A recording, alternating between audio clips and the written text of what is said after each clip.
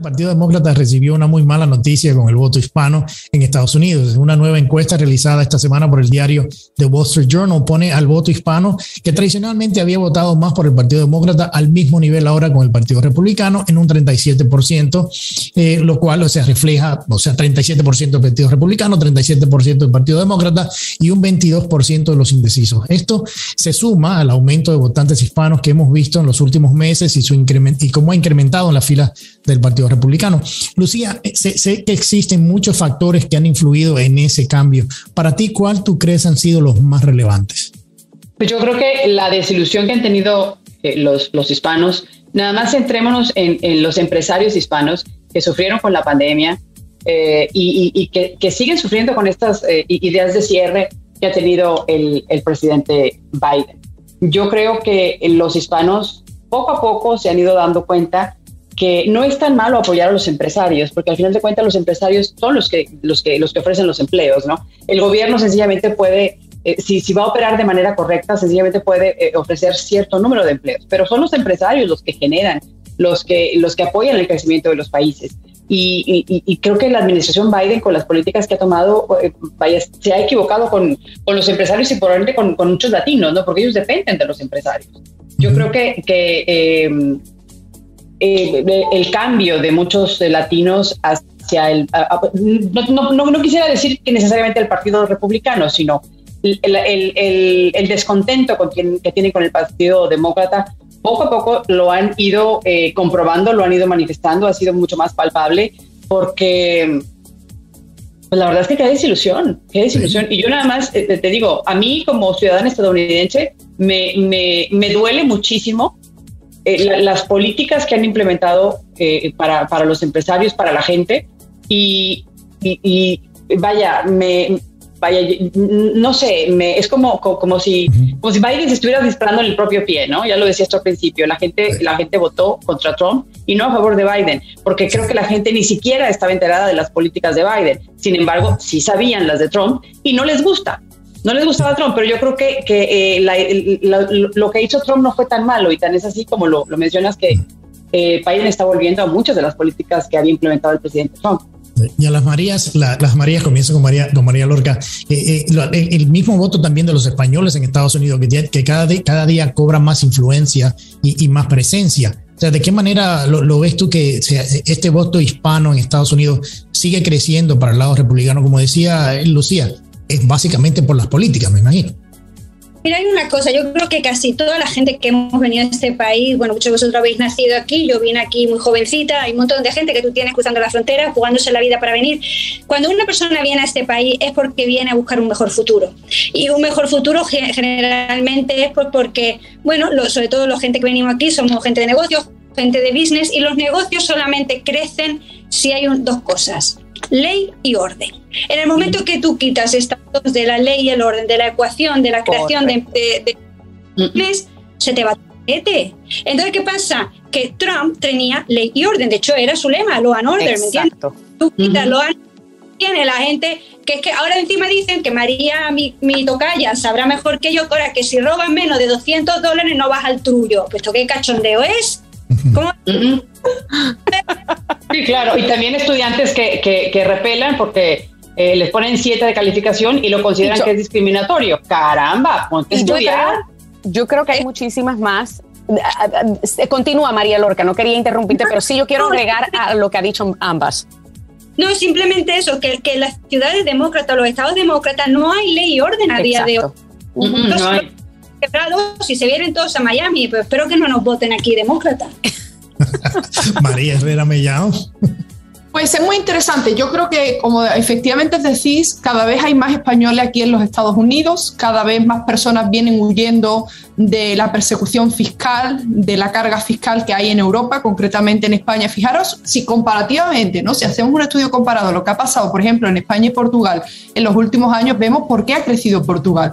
Portugal, a pesar de incluso de haber tenido gobiernos socialistas, ha reducido los impuestos, ha reducido la carga fiscal, ha sabido incentivar a aquellos inversores internacionales para que hagan crecer el país. España es justamente lo contrario, inclusive, ¿verdad, María?, con gobiernos de derecha.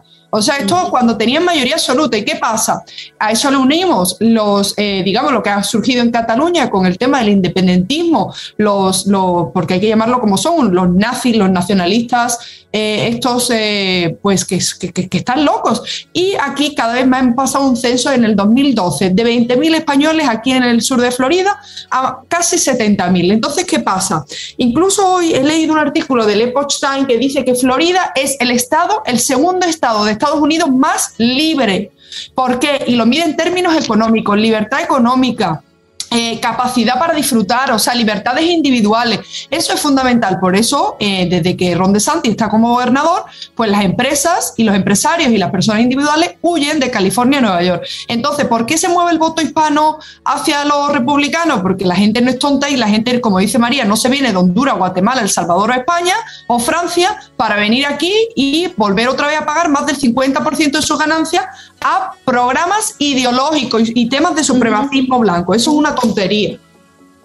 Dania, vimos también esta semana, en estos días pasados, cómo también ha venido el ataque a ciertos líderes hispanos por parte de miembros del Partido Demócrata en la Florida por solamente el hecho de pensar de que puede salir una opción diferente en el tema mediático a lo que ya conocemos. O sea, y tú piensas entonces, o sea, ¿cómo queremos que ese voto no se mueva al Partido Republicano cuando inclusive el ataque a posibles mensajes contrarios a lo que hemos estado escuchando en los últimos años se convierte en tema de conversación? Mira, yo voy a analizarlo y voy a tratar de resumirlo de la forma más rápida, concisa y precisa posible. Y le voy a añadir a todo lo que dijeron las compañeras aquí. A lo que dijo Lucía, yo no es que creo que este cambio tiene que ver con política. Yo creo que tiene que ver con percepción. ¿Por qué? Porque las políticas de Trump eran buenas. Lo que pasa es que la prensa nos decía todo lo contrario. Y no solamente eso, que Trump hablaba, ay, me herían los sentimientos cuando Trump hablaba, ay, no me gusta como Trump habla. Y la mayoría de los latinos, cuando tú le preguntabas por qué estaban en contra de Trump, ay, porque no me gusta cómo habla. En realidad ellos no tenían ni idea de cuáles eran las políticas de Trump, mucho menos saben cuáles son las políticas de Biden. Así que yo creo que no era que no le gustaban las políticas de Trump, no le gustaba cómo hablaba Trump.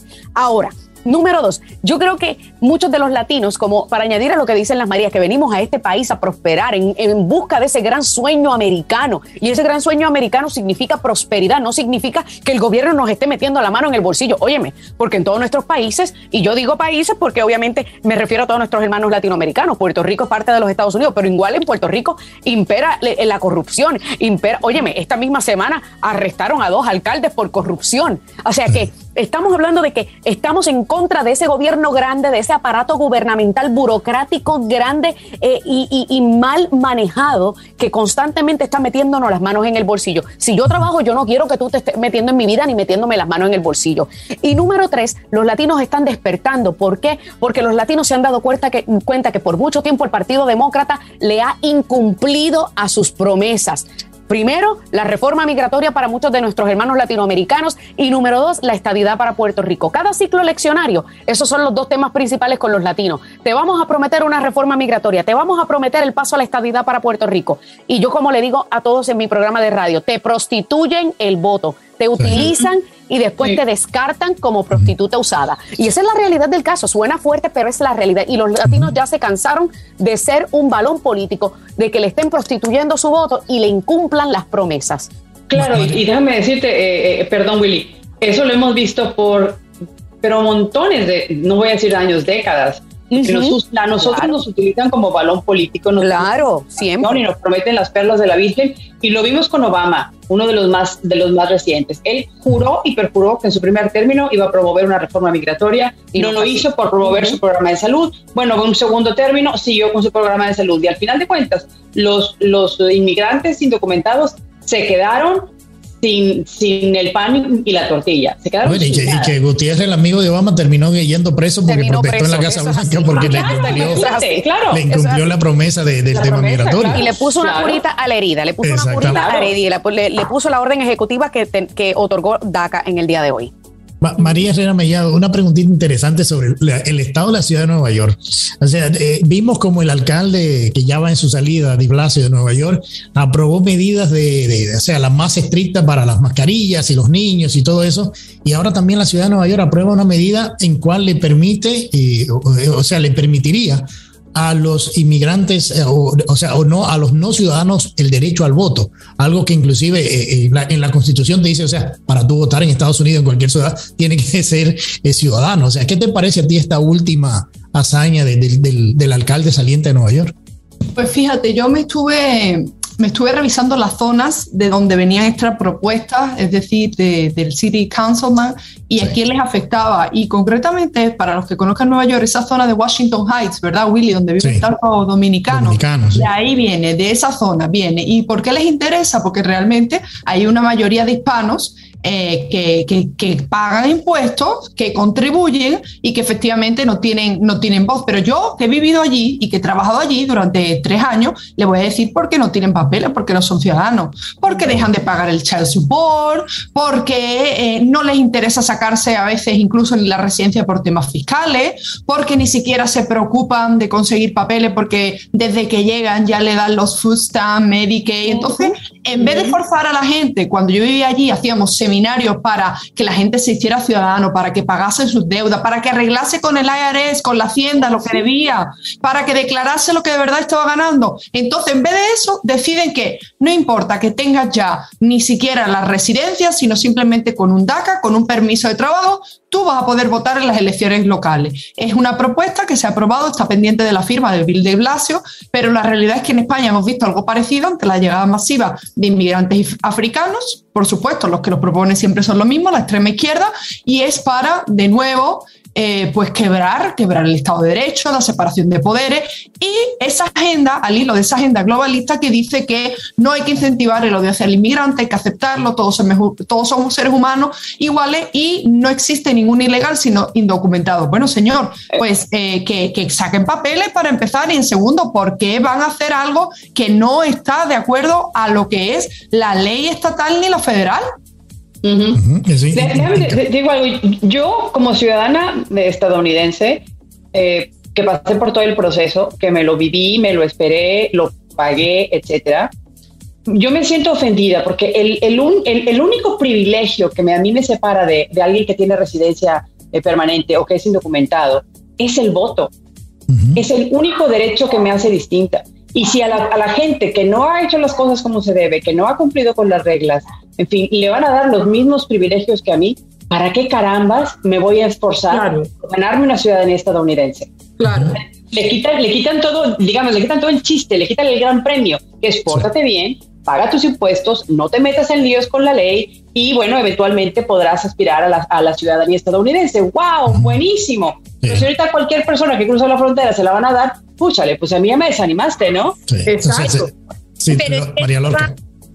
Eso va con lo que está pasando ahora, que todo lo que tenga que ver con el mérito lo quieren acabar, lo quieren aniquilar. Exacto. La universidad trabaja, saca, no, ¿cómo que eso? Yo, no. O sea, pues la ciudadanía, todo lo que tiene que ver con el mérito y que viene de la idea detrás del Critical Race Theory, el mérito, la meritocracia, la quieren acabar, porque ¿sabes qué? El mérito es muy incómodo. Tú sabes todo lo que hay que trabajar y luchar y esforzarse para tener la ciudadanía, para tener programas de radio, para tener una A en la clase. Es que es súper incómodo, tío. Es que no te estás dando cuenta lo incómodo. Fíjate algo, lo que dices tú, María, por la meritocracia. Aquí en el estado de Nuevo León, donde yo me encuentro ahora, hay una facultad de medicina que es de las más importantes. Es una muy buena facultad de medicina de la Universidad de Nuevo León. Y esta semana veía yo un video en donde un grupo de estudiantes de medicina de esta facultad estaban haciendo una protesta porque habían reprobado las clases, porque querían que los aprobaran. Así nada más, porque es mi derecho humano el aprobar, porque estás matando mi sueño de ser médico, porque me estás reprobando. Yo le decía, era un médico que me lo estaba enseñando, y le digo, yo no me voy a ir a curar con un médico que sacó 60 en la clase. Yo no voy a contratar a un médico de 60, voy a contratar a un médico de 100, alguien que estudió. Pero esta punta de gente, esta punta de jóvenes, lo que quieren es que les dé las cosas fáciles, y las cosas fáciles a largo plazo sale muy caro. La verdad es que no funciona y todo el mundo va a pagar el precio. Le llamamos la participación de los trofeos, la generación de los trofeos de participación. Exacto. Claro. Me quedan unos 4 minutitos ya de hecho, pero tengo 2 temas que quiero meter. Dania, vimos esta semana cómo en el gobierno en Gran Bretaña se facilitó la extradición de Julian Assange, quien es el fundador de Wikileaks, por el tema aquel de que dio y reveló los documentos de las operaciones encubiertas que llevaban ciertas agencias de inteligencia. Y también vimos hace un par de semanas detrás cómo el FBI allanó la residencia de otro periodista aquí en Estados Unidos, de Project Veritas, por un tema que se estaba tocando que tiene, o sea, un tema de la hija del presidente actual. Entonces, desde el punto de vista del periodismo, ¿en qué peligro estamos nosotros de que cuando indagamos o buscamos o criticamos a estos sectores de poder a nivel de agencias de inteligencias y del mismo presidente de Estados Unidos, estamos expuestos a extradiciones, a indagaciones por parte de agencias federales y a pasarnos por procesos por el simple hecho de hacer las preguntas relevantes sobre temas importantes que nos afectan a todos? Esto es sencillo, esto es persecución política. Y yo estaba pensando el otro día cuando esta mañana cuando obviamente vi lo de Julian Assange, cuando obviamente hemos estado hablando de lo de James O'Keefe y Project Veritas, cuando le allanaron las oficinas. Y yo recordé un vídeo de una rueda de prensa que vi en Australia, donde prácticamente, señores, parece Alemania de los tiempos de la Segunda Guerra Mundial, de cómo están dividiendo los vacunados de los no vacunados. Yo le llamo campos de concentración, o sea, ellos le llaman campos de vacunados y no vacunados. Pero a fin de cuentas yo dije, señores, todo lo que luchamos en la Segunda Guerra Mundial sirvió de nada, porque por un virus ahora nos hemos convertido en una sociedad de analfabetos de pánico. O sea, de analfabetos de datos, al punto de que estamos permitiendo que el gobierno nos controle y atente contra cada una de nuestras libertades. ¿Y el por qué menciono lo de la pandemia? Porque en Australia, la primer ministro no permite que nadie publique absolutamente nada que no sea lo aprobado por el gobierno en cuanto al tema de la pandemia. O sea, es una cosa increíble. ¿Dónde quedó el que la prensa era el cuarto poder? O sea, es insólito. Bueno, yo creo que se perdió mucho cuando la prensa se involucró con los partidos políticos y aceptó financiamiento para empujar agendas políticas. Yo creo que ahí fue que se perdió la credibilidad. Tengo la última preguntita para María Herrera Mellado. Ya nos queda 1 minuto y medio y no quería dejar a María fuera con este tema. María, lo que se vivió el 6 de enero en Estados Unidos, en el Capitolio, la incursión por parte de grupos afines al lado conservador de Estados Unidos, como vimos, se ha creado este comité para investigar lo que pasó. Ya una vez que lo investigó el FBI, el Departamento de Justicia, y se ha utilizado básicamente para ir detrás de los enemigos políticos del actual régimen en el Congreso. Y eso te lo digo por el hecho de que ahora se quiere ir detrás del ex jefe de la Casa Blanca durante la administración pasada, jefe de gabinete, con asuntos que no tienen absolutamente nada que ver. ¿Hasta dónde se piensa politizar el 6 de enero durante esta administración? Bueno, lo cierto es que evidentemente con esta última sentencia que permite que le entreguen muchos más documentos a este comité, ¿no? A este comité de investigación, pues realmente no sabemos hasta dónde vamos a llegar. Estaba leyendo unas declaraciones de uno de los miembros del comité de investigación de lo que aconteció el 6 de enero, que dice que ahora empieza todo a venir a nuestro favor. Y ahora, evidentemente, Willy, si las personas se niegan a testificar, pues tú ya sabes que lo van a denunciar por contempt, o sea, por negarse a testificar.